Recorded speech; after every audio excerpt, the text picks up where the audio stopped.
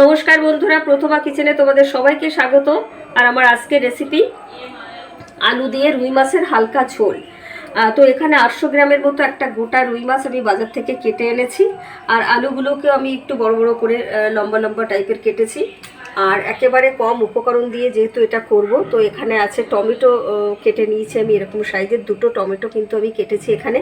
আর আছে আদা বাটা, আর এখানে আছে লঙ্কার গুঁড়ো, লবণ, হলুদ, আর ফোড়ন হিসাবে 2টো শুকনো লঙ্কা দেব। আর এখানে আছে 1 চামচ গোটা জিরে আর 1 চামচ গোটা ধনে আমি শুকনো কড়াইতে ফ্রাই করে নিয়ে মিক্সারে গুঁড়ো করে নিয়েছি। আর লঙ্কা ফোড়নের সাথে আমি একটু সামান্য জিরে ফোড়নও দেবো, গোটা জিরে। তো মাছগুলোকে আমি প্রথমে ভাজা করে নেব, সর্ষের তেলে আমি রান্নাটা করব।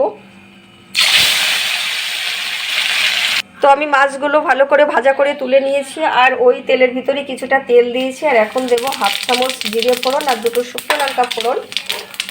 আর কেটে রাখা আলুগুলোও দিয়ে দেব।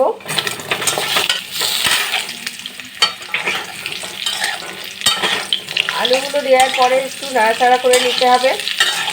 আর এই আলুর ভিতরে আমি দেব 1 চামচ লবণ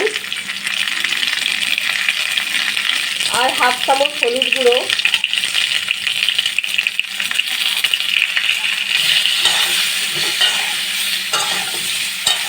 একটু নাড়াচাড়া করে নেওয়ার পর আমি কেটে রাখা টমেটোগুলোও দিয়ে দেবো। বেশ কিছুক্ষণ এরকম করে নাড়াচাড়া করতে হবে, আর ততক্ষণে কিন্তু টমেটোগুলো একেবারে মিশে যাবে আলুর সাথে। আর এর ভিতর আমি আদাটাও দিয়ে দেবো, আদা বাটা।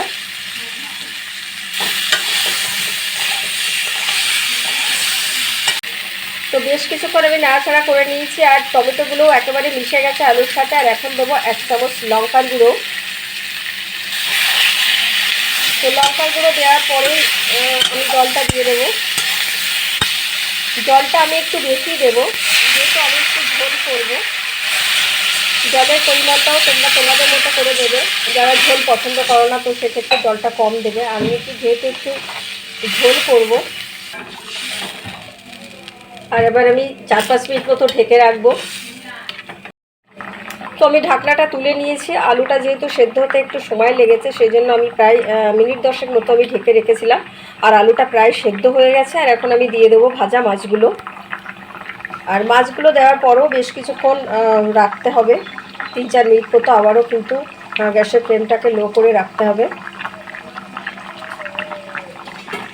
তো আমি মাছ দেওয়ার পরে আরও 3-4 মিনিট রেখেছিলাম গ্যাসের ফ্লেমটাকে লো করে। আর আমার রান্না কমপ্লিট। আর এখন আমি নামিয়ে নেব।